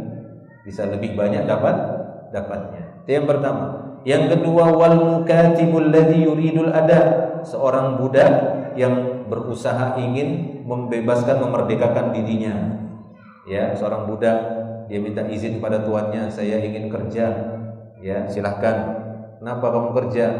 Ya, karena dia harus minta izin sama tuannya. Saya ingin merdeka. Ya, silahkan kerja.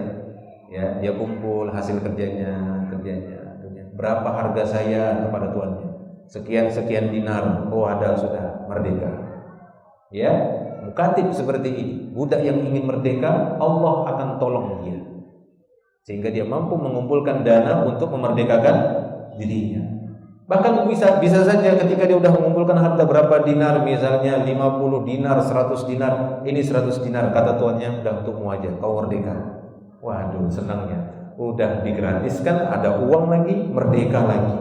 Kenapa? Kesungguh-sungguhan itu, sungguh-sungguh dia ingin kebaikan. Begitu juga yang ketiga, yakni an-nakihu alladzi yuridul afaf, seorang yang pengen nikah dengan tujuan untuk menjaga iffah, menjaga kesucian diri. Dia ingin menjaga kehormatan diri. Dia enggak mau jatuh kepada perbuatan zina. Ya Allah, saya mau nikah ini, jangan sampai saya berzina. Dia cari. Allah mudahkan sehingga dia pun mendapatkan wanita, ya, yang sesuai dengan tujuan dan keinginannya. Allah akan mudahkan itu. Nah, ini dia 3 golongan manusia yang akan ditolong oleh Allah Ta'ala. Salah satunya orang yang tujuannya ingin nikah karena ingin menjaga kesucian diri. Para salafus saleh sangat menganjurkan setiap muslim untuk menikah dan membenci hidup membujang serta tidak suka berlama-lama hidup sendirian. Jangan lama-lama hidup sendirian. Ya, para sahabat itu kita dapat juga demikian. Para salafus saleh tidak pernah membiarkan dirinya untuk berlama-lama, melainkan langsung dia menikah. Imam Ahmad bin Hanbal, ya, seperti yang pernah saya dengar riwayatnya, bahwasanya ketika meninggal istrinya, ya, karena apalagi laki-laki kan gak ada masa iddahnya kan, laki-laki tidak ada masa iddahnya. Jika istrinya meninggal, maka besoknya udah langsung menikah, langsung cari. Oh, itu ada wanita gini, udah langsung nikah. Ya, jadi para salafus saleh dulu dimudahkan oleh Allah Ta'ala. Walaupun untuk kita saat ini memang agak susah. Susahnya apa?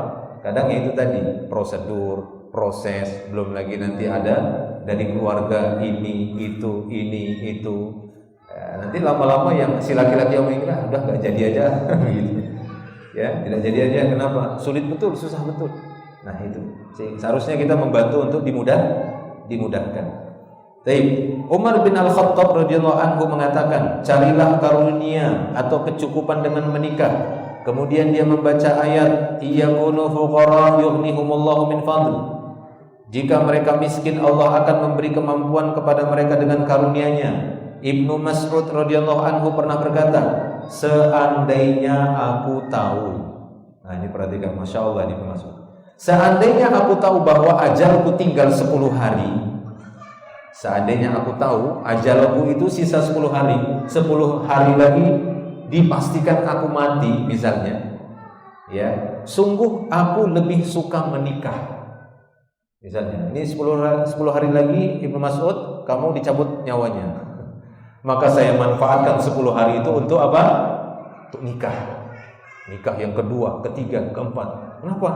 Ini 10 hari lagi mau mati kan. 10 hari lagi mau dicabut nyawaku. Maka lebih bagus aku manfaatkan sisa-sisa hari itu untuk menikah. Ya, sungguh aku lebih suka menikah. Aku ingin pada malam-malam yang tersisa bersama seorang istri yang tidak berpisah dariku.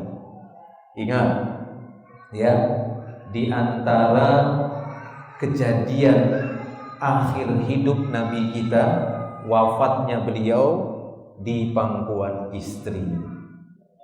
Ya atau tidak? Di mana Rasulullah melepaskan ya ruhnya, menghembuskan nafas terakhir, posisi beliau di mana? Di pangkuan Aisyah radhiyallahu. Ini Masya Allah ini. Ya, sekiranya seorang dari kita atau sekiranya ya kita menginginkan di antara kebaikan ya, di antara kebaikan jika dia mampu, walaupun yang namanya ajal Allah yang sudah tentukan, sekiranya memang mampu seorang ketika melepaskan nyawanya, mengakhiri hidupnya, itu berada di sisi istrinya yang salehah.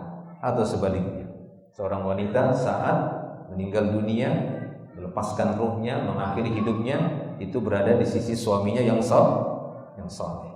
Kenapa? Karena itu tadi, itu kebahagiaan. Itu kebahagiaan seorang muslim ataupun muslimah, dia meninggal dunia berada di sisi pasangannya yang baik, saleh, sebagaimana Nabi kita Nabi Muhammad sallallahu alaihi wasallam, cintanya beliau kepada Aisyah radhiyallahu, sehingga di akhir-akhir hidup beliau minta uzur kepada istri-istri yang lain. Mohon maaf, saya minta diberikan uzur. Ya, waktu-waktunya kalian dilimpahkan kepada Aisyah. Akhirnya istri-istri Nabi sepakat semua untuk melepas jatah harinya, supaya semua hari-hari dari istri Nabi, karena Nabi harus gilir tiap hari. Itu semua jatah harinya dari istri Nabi diserahkan semua kepada Aisyah radhiyallahu di akhir hayatnya. Ya, begitu dia. Ini dia namanya harmonis, begitu ya. Ini namanya kesetiaan, setia sampai mati. Ya, setia itu bukan hanya sebatas satu istri, bukan hanya itu ya. Orang yang lebih dari satu istrinya juga bisa dikatakan laki-laki setia. Ya, sebagaimana Nabi kita Nabi Muhammad sallallahu alaihi wasallam. Kesetiaan itu adalah seorang yang meninggal dunia dalam keadaan pasangannya pun ridho kepadanya. Itu setia. Ya, itu setia. Seorang istri ketika meninggal suaminya ridho kepadanya. Wah, ini Masya Allah, dijamin dia mendapatkan surga. Ketika seorang istri meninggal dunia, suaminya dalam keadaan ridho kepadanya. Ya, begitu juga sebaliknya, di antara kebahagiaan seorang laki-laki ketika dia meninggal dunia berada di sisi istri-istrinya yang sayang kepadanya, cinta kepadanya. Taib. Diriwayatkan asar dari Sa'id bin Jubair rahimahullah, dia berkata, qala li Ibnu Abbas pernah berkata kepadaku, hal tazawwajta, kamu sudah nikah? Qultu, aku berkata, la, belum. Qala, maka Ibnu Abbas berkata, tazawwaj, nikahlah. Wa inna khairu hadhil ummah aktsaruha nisaan, menikahlah karena sebaik-baik umat ini adalah yang paling banyak bininya. Ya, ini kata Abdullah Ibnu Abbas. Menikahlah, kata Ibnu Abbas, karena sebaik-baik umat ini adalah orang yang paling banyak bininya. Paham bini kan? Istri. Nah, begitu. Ibrahim bin Maisarah menukilkan teguran Tawus, kamu benar-benar menikah atau akan kukatakan kepadamu seperti yang pernah dikatakan Umar kepada Abu Zawaid, tidak ada yang menghalangimu untuk menikah kecuali karena kelemahan atau karena sebab kejahatan, banyak dosa. Nah, itu mungkin dua itu kata Umar. Sebab seorang itu terhalangi menikah itu ada dua sebab. Pertama karena sebab kelemahan, maksudnya lemah syahwat. Nah, begitu ya. Itu pertama, ajiz namanya, ajiz, lemah syahwat. Atau kemungkinan kedua karena banyaknya dosa. Itu ya. Jadi banyaknya dosa seorang bisa saja dia dihalangi dari sunnah ini.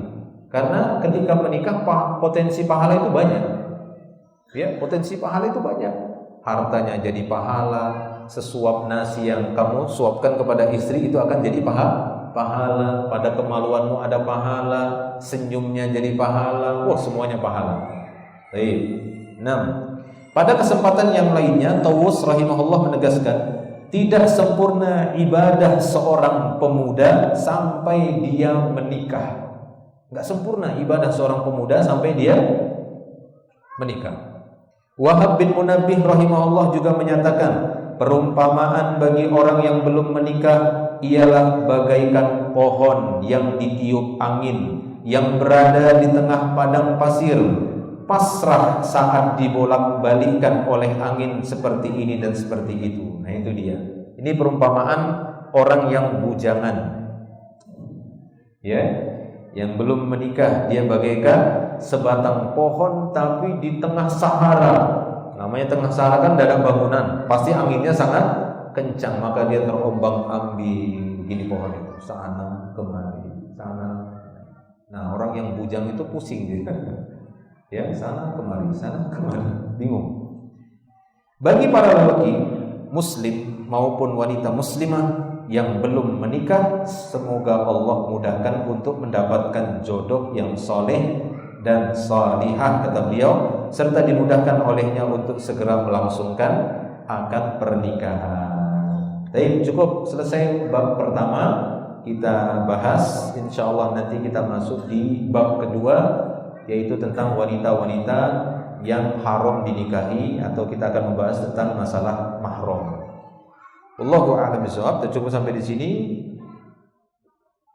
Ada yang bertanya? Silakan Pak. Oh, ini ada pertanyaan. Masyaallah.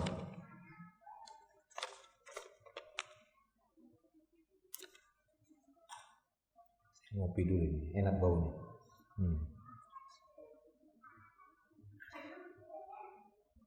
Latte lagi.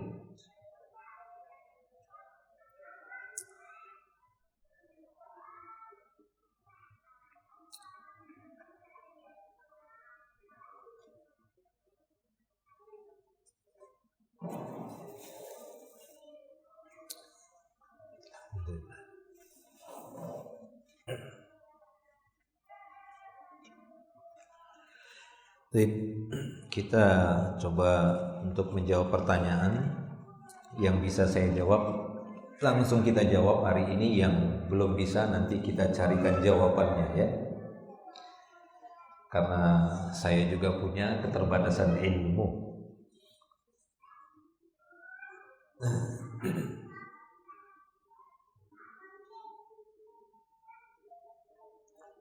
Bismillah, izin bertanya.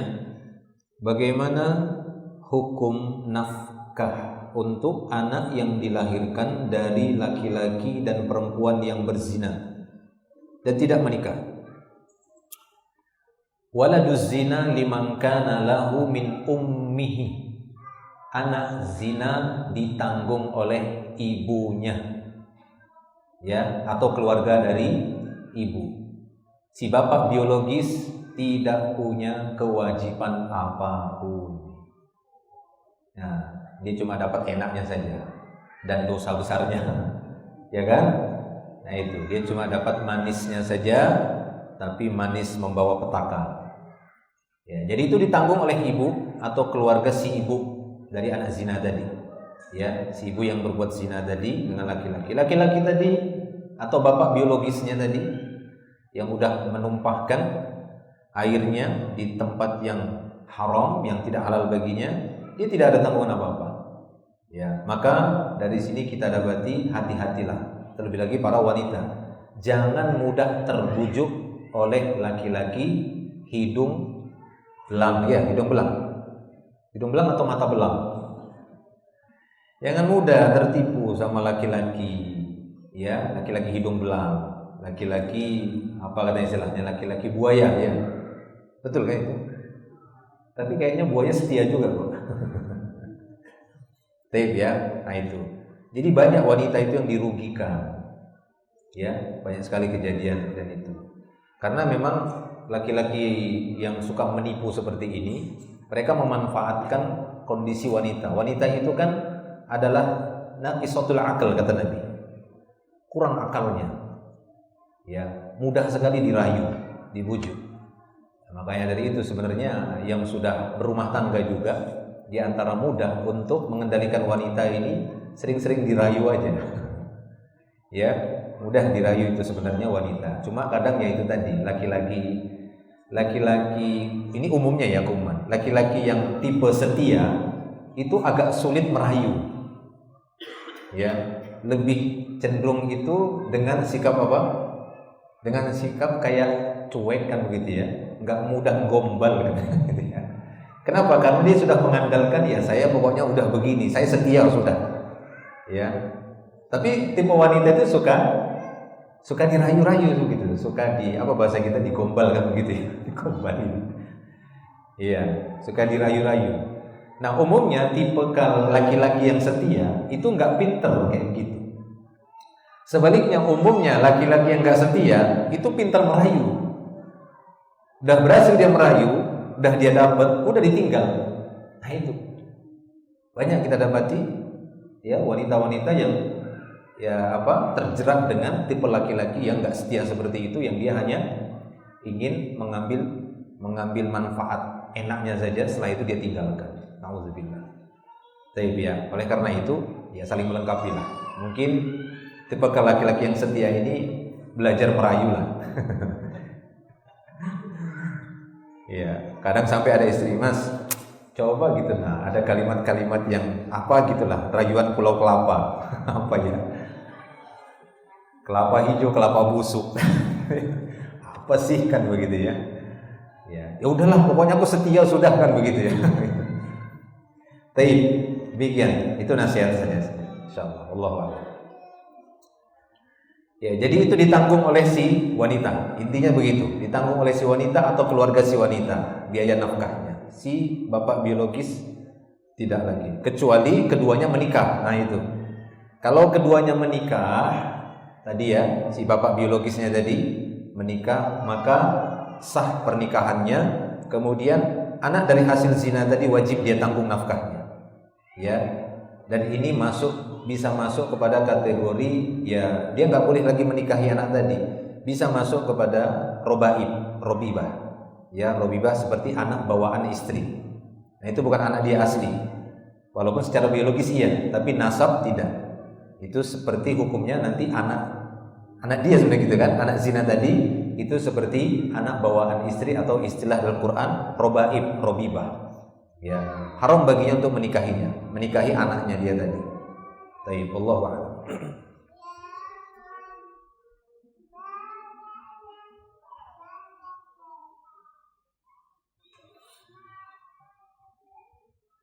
Ketika suami berkecukupan atau bekerja, namun istri juga bekerja di luar rumah, apakah akan tercapai kebahagiaan yang hakiki dalam rumah tangga? Ya bisa saja sih. Tergantung bagaimana mereka mengaturnya. Ya. Kalau suami bekerja dan hasil dari bekerjanya sudah cukup, penghasilannya itu sudah mencukupi untuk kebutuhan rumah tangga mereka. Lalu si istri juga bekerja di luar rumah. Apakah ini bisa mendapatkan kebahagiaan hakiki? Bisa iya, bisa juga tidak. Bisa tetap dapat kebahagiaan hakiki jika yang dimaksud si istri kerja di luar rumah yaitu di depan rumahnya saja. Ya kan? Warung depan rumah. Itu tetap bahagia. Karena ketika si suami pulang ada istrinya depan rumah lagi jualan. Ya kan? Lagi jualan atau lagi apa gitu kan di depan rumah. Itu insya Allah tetap bahagia. Ya, dia bisa tutup tokonya sebentar lalu dia layani suaminya. Oh, Mas sudah pulang, tutup dulu tokonya. Karena ada yang lebih wajib. Siapa? Suaminya daripada dia melayani pembeli. Yang repot itu suaminya pulang, ya, dia lebih mengutamakan melayani pembeli, lebih mengutamakan melayani suami orang. Suami orang lagi beli kan begitu. Beli ini, Pak, sebentar Pak. Nggak jadi Pak, nggak jadi jual. Suami saya sudah pulang, tutup Pak. Loh, ini mau saya beli, nanti aja Pak ya. Suami saya, itu baru mantap. Ya, tapi ketika suami pulang dia masih sibuk melayani suami orang. Nah, ini dia. Ini kebahagiaan hakiki itu nggak dapat seperti itu. Jelas ya? Utamakan suaminya. Ya. Jadi sangat disayangkan kalau ada istri yang lebih mengutamakan bekerja dengan artian melayani orang daripada melayani yang lebih wajib baginya. Apa itu suami? Dengan catatan tadi ya, kalau suaminya bekerja dan penghasilannya sudah cukup, ini sangat kita sayangkan. Ustaz, misalnya pertanyaan, bagaimana kalau suaminya itu ridho, nggak apa-apa, aku nggak dilayani, yang penting kamu kerja dapat duit, biar duit kita lebih banyak. Nah, ini keridhoan yang nggak pas tempatnya, ya kan? Ridho dengan istri yang nggak pas seperti itu. Ya. Ini dikecualikan kalau memang penghasilan suami nggak mencukupi, si istri bekerja untuk bantu suami. Nah, ini bagus. Dapatkah kebahagiaan hakiki? Dapat, insya Allah. Kenapa? Karena itu tadi, si istri bertawun bantu suami, pasti bahagia. Insya Allah itu bahagia. Karena untuk mencukupi rumah tangga mereka. Tapi kalau suami sudah berkecukupan, penghasilan sudah cukup, maka ya suami hendaknya membatasi aktivitas ataupun mengatur aktivitas istri tadi. Silakan kerja, bukan berarti nggak boleh kerja, tapi pekerjaan yang tidak melalaikan kewajibannya kepada suaminya. Ya, begitu kan gitu. Karena suami punya hak untuk dilayani oleh istri. Ya, dan istri tidak punya kewajiban untuk kerja membiayai suami, enggak ada kewajiban. Itu pilihan aja bagi istri. Kalau sekiranya istri lebih memilih cerai, ini boleh. Ketika dia dapati suami enggak mampu membiayai. Tapi kalau istri menempuh jalan tatawu'at, ya, punya kerelaan untuk bantu suami, silakan. Karena istri nggak punya kewajiban untuk biayai suami, nggak ada kewajiban istri. Itu kewajiban suami. Kewajiban istri hanyalah mentaati apa yang diperintahkan oleh suami. Kata suami, sini buatkan, ya, buatkan ini, layani ini, ya, ambilkan ini, maka istri, ya, harus ataupun wajib untuk memenuhi itu. Tapi ya, maka tidak bisa kita mutlakkan ini wanita kerja di luar rumah langsung kita katakan bahwasanya susah mendapatkan kebahagiaan. Ini harus dilihat kasusnya dulu, ya, dilihat dulu kejadiannya, kondisinya bagaimana. Kalau yang dimaksud di sini si istri bekerja di luar rumah seperti tadi yang kita sebutkan, maksudnya di depan rumah gitu, memungkinkan kalau suami udah pulang dia bisa langsung melayani suami, kita katakan bagus seperti itu. Insya Allah berarti dia mampu membagi kewajiban tadi, membagi kegiatannya. Ketika datang suaminya, dia langsung melayani suami. Apalagi ketika suaminya pulang, si istri masih disibukkan dengan kegiatan-kegiatan yang itu tidak bisa dibandingkan dengan kewajibannya kepada suami. Suami datang, kemudian istriku buatkan dulu teh sebentar, nah ini lagi liatin HP. Nah, itu bahaya, ya. Padahal lihat HP bukan kewajiban.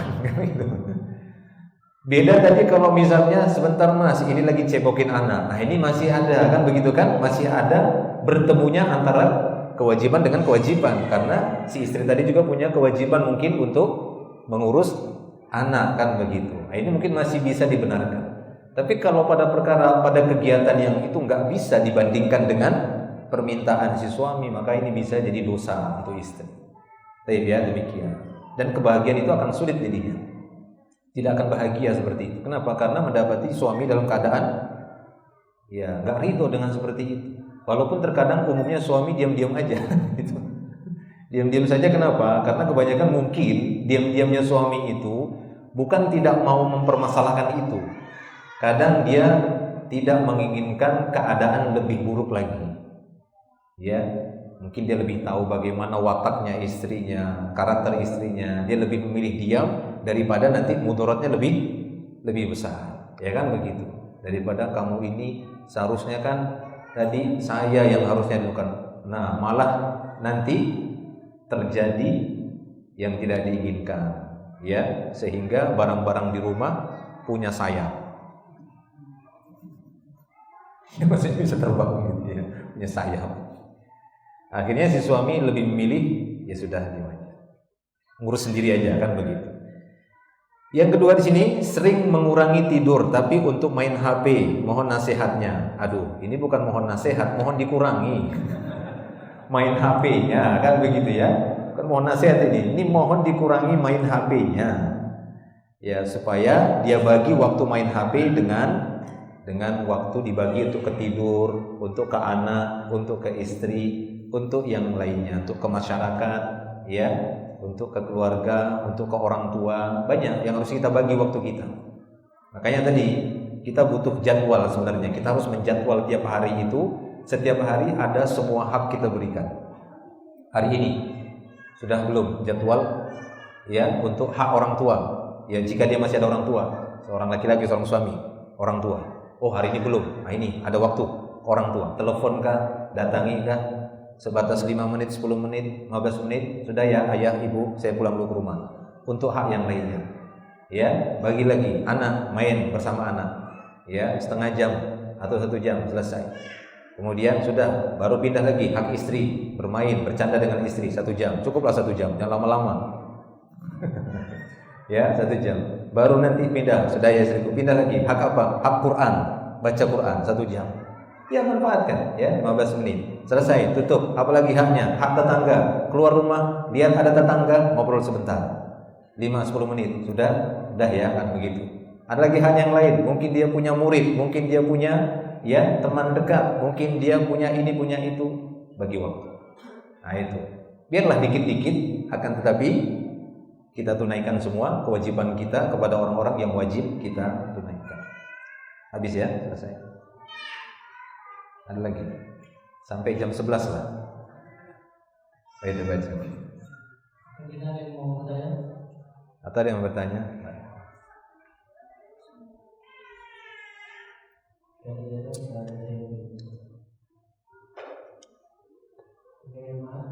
Sunnah Ustaz, kalau saya bolehkan suami saya menikah lagi tapi dengan beda tua, apakah saya salah? Apakah saya salah katanya?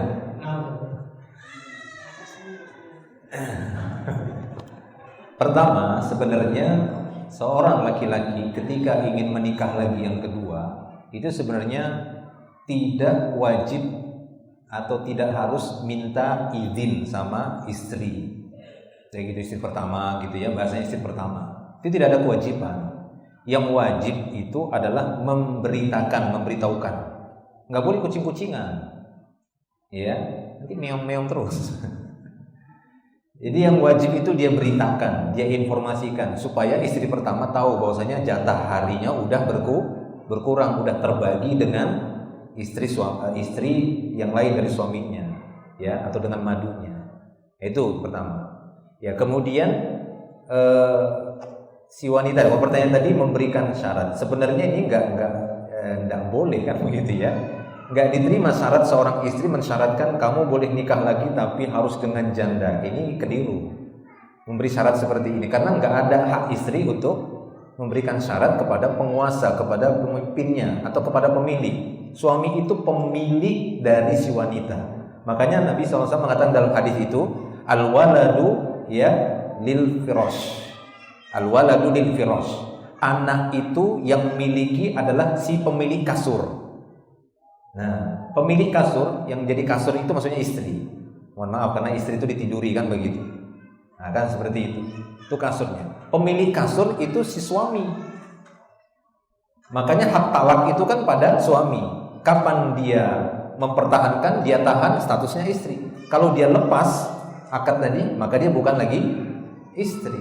Istri itu haram hukum asalnya minta lepas. Ya, makanya kita katakan pensyaratan dari seorang istri seperti ini syarat yang keliru gitu. Walaupun di dalam isi syarat itu boleh-boleh saja kan gitu ya. Boleh-boleh saja isi syaratnya membatasi dengan janda lah kalau menikah, dianggap itu. Tapi dari sisi istri itu memberi syarat untuk suami ini nggak benar, nggak bisa dibenarkan secara syariat, itu tidak dibenarkan. Kamu boleh nikah lagi, ya seakan-akan yang menjadi penguasa rumah tangga wanita, ini kebalik jadinya. Ya berarti apa? Harus butuh edukasi keluarga seperti ini. Si suami harus kasih edukasi dulu supaya istri paham bahwasanya yang menjadi pemimpin, yang menjadi penguasa, yang bertanggung jawab atas keluarga adalah suami. Nah, seperti itu. Baik. Tapi kalau ditinjau dari sisi bukan jadi syarat, mungkin bahasanya harapan lah gitu ya. Harapan istri pertama. Ya, bukan syarat lah mungkin. Kecuali ya, ini dikecualikan ketika syarat ini diajukan sebelum menikah. Ini saya bukan ngajarin ya. sebelum dia menikah. Seorang laki-laki saat menikahi seorang wanita, pernikahan yang pertama, ya, lalu si wanita memberikan syarat, boleh, selama syaratnya bukan menghalalkan yang haram atau mengharamkan yang halal, ini boleh. Saya berikan syarat, saya mau dinikahi, dilanjutkan pernikahan ini, saya ingin mengajukan syarat. Apa syaratnya? Ya, setelah nanti kita menikah sah, saya sekiranya kamu ingin menambah yang kedua, mau poligami, harus dengan janda. Siap katanya. Nah, itu harus ditepati. Berarti kan yang penting masih boleh kan begitu. Lalu dia tagih syarat tadi. Oh mas, ingat gak waktu nikah? Syaratnya apa? Ingat, janda katanya. Ya maka harus janda. Ya kan begitu. Dia harus cari yang janda. Ya gitu. Kalau bisa janda tapi belum disentuh. Ah itu kan janda juga. Sama janda kan gitu. Tapi itu ya yang bisa saya jelaskan. Intinya kalau tadi itu syarat bukan karena sebelumnya gitu ya, terlihat seperti si istri memiliki kekuasaan, maka ini keliru. Tapi kalau tadi istri itu sebatas harapan, boleh saja. Mas, kalau sekiranya kamu ingin nikah lagi yang kedua, cukuplah yang janda saja cari. Kenapa? Ya biar lebih dewasa. Nanti kalau yang perawan tengkar terus sama aku. Gitu ya. Masih anak-anak, nanti terlalu kanak-kanakan kan gitu. Pilih yang janda. Karena ada sahabat seperti itu. Ada sahabat itu yang lebih memilih janda daripada perawan. Makanya Nabi mengatakan, loh kenapa nggak pilih yang perawan? Ya Rasulullah, saya punya saudari perempuan. Saya tidak ingin nanti istri saya bertemu dengan mereka dalam keadaan yang ya nggak tenang kan begitu. Saya ingin adik-adik perempuan saya ini, saudari perempuan saya bertemu dengan istri saya yang udah dewasa. Maka dia pilih janda. Padahal beliau menganjurkan kenapa nggak perawan saja. Nah ternyata ada alasan. Nah, boleh saja seperti itu. Baik ya.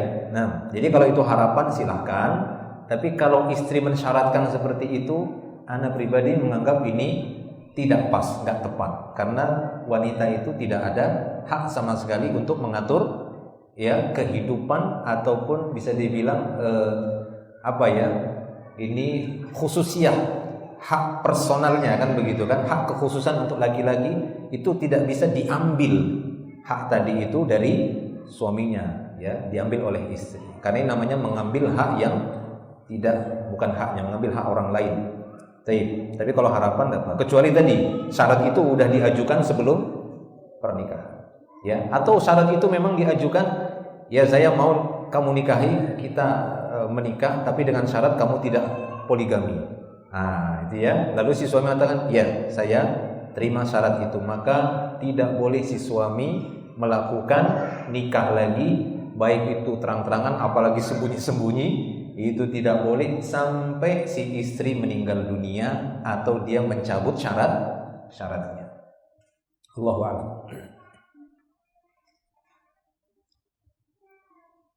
Ada berapa lagi? Banyak lagi. Udah jam 11 ini. Soalnya saya banyak kondangan. Satu lagi ya, terakhir lah ya. Nanti yang lainnya disimpan ya. Kalau disimpan pekan depan nanti kita jawab insyaallah. Bagaimana hukumnya kita diminta hadir di pernikahan saudara dekat yang pada umur hamil di luar nikah? Iya. Bagaimana ketika kita diundang ya dalam sebuah akad walimah dari akad pernikahan yang mana status dari kedua mempelai itu dinikahkan karena sebelumnya berzina gitu ya. Dan itu sudah diketahui. Taib. Wallahu a'lam bishawab. Allah yang lebih mengetahui kebenarannya, tapi sejauh dari keilmuan ataupun pengetahuan saya bahwa untuk menjawab undangan ijabatud da'wat, menjawab undangan secara umum kan kita diperintahkan untuk menjawab undangan. Di antara hak muslim dengan muslim yang lain ijabatud da'wat, menjawab undangan. Dan lebih utama menjawab undangan ini adalah undangan pernikahan. Maka kaedahnya sebagaimana yang dijelaskan oleh para ulama, selama di acara pernikahan itu tidak ada kemungkaran, maka tetap wajib kita untuk datang. Itu satu. Dan kita mampu, jaraknya nggak jauh misalnya, Kalau jaraknya sampai Samarinda kita nggak mampu, maka nggak apa-apa kita nggak datang. Tapi kalau jaraknya masih memungkinkan di dalam kota dan saat kita datang nggak ada kemungkaran, maka tetap wajib kita untuk menjawab undangan tadi. Adapun masalah kemaksiatan mereka itu urusan mereka. Jelas? Ya, itu kan kemaksiatan yang sifatnya rahasia. Jelas ya? Itu kan rahasianya mereka itu. Itu aib-aib mereka, kita nggak mau tahu. Ya, tapi selama dalam acara itu tidak ada kemungkaran, tidak ada perkara-perkara yang haram di sana dilakukan. Ya, kalau ada maka nggak boleh kita di sana. Wajib kita untuk menghindar dan pulang. Sebagaimana Nabi ketika diundang makan oleh menantunya sendiri, yaitu Ali bin Abi Thalib, ketika mengundang Nabi makan di rumahnya. Tatkala beliau datang, beliau terdiam karena melihat ada korden yang terpajang gambar makhluk sulamannya. Ornamennya itu ada gambar makhluk bernyawa. Maka beliau enggak panjang-panjang lagi berkata-kata, langsung beliau balik pergi tinggalkan acara makan tadi. Ketika dikejar, kenapa ya Rasulullah? Ada itu gambar makhluk. Ya, malaikat tidak masuk ke rumah yang ada gambar makhluknya. Beliau enggak mau. Nah, disitulah para ulama, demikian juga Imam Nawawi mengatakan, saya pernah buat tulisan itu ya, bolehnya tidak hadir di undangan, gugur wajibnya menghadiri undangan ketika pada acara undangan makan itu ada kemungkaran, tidak ada wajib lagi bagi kita. Ada apa namanya? Ada biduan, kan begitu kan, nyanyi-nyanyi, ada apa? Orkestra kah gitu kan, ada apa namanya itu ya? Musik lah kan begitu kan, ada band atau apa kan begitu, itu kemungkaran yang menggugurkan kewajiban kita pulang. Begitu datang ada kemungkaran, kita boleh pulang. Kita paling tinggal menyampaikan kepada sahibul hajatnya saja, maaf, izin saya pulang karena saya tidak bisa berlama-lama karena ada kemungkaran ini. Atau sama sekali dia tidak datang, itu nggak apa-apa. Ya, tapi kalau misalnya kasus seperti tadi, ya selama nggak ada kemungkaran maka tetap kita hadir, walaupun kita tahu bahwasanya kedua mempelai ini dinikahkan karena sebelumnya berzina. Nah, demikian. Wallahu a'lam bissawab. Baik. Cukup mungkin ya sampai di sini dulu. Nanti kita lanjutkan lagi di pertemuan berikutnya. Semoga apa yang kita bahas, kita sampaikan menjadi ilmu yang bermanfaat bagi kita semua, dan semoga ini menjadi pahala bagi kita, saya dan antum semuanya. Semoga Allah Subhanahu wa taala senantiasa menjaga diri kita dan keluarga kita menjadi keluarga sakinah, mawaddah, warahmah insyaallah. Akhiru da'wana alhamdulillah, subhanakallahumma bihamdik, asyhadu an la ilaha illa anta, astaghfiruka wa atubu ilaik. Assalamualaikum warahmatullahi wabarakatuh.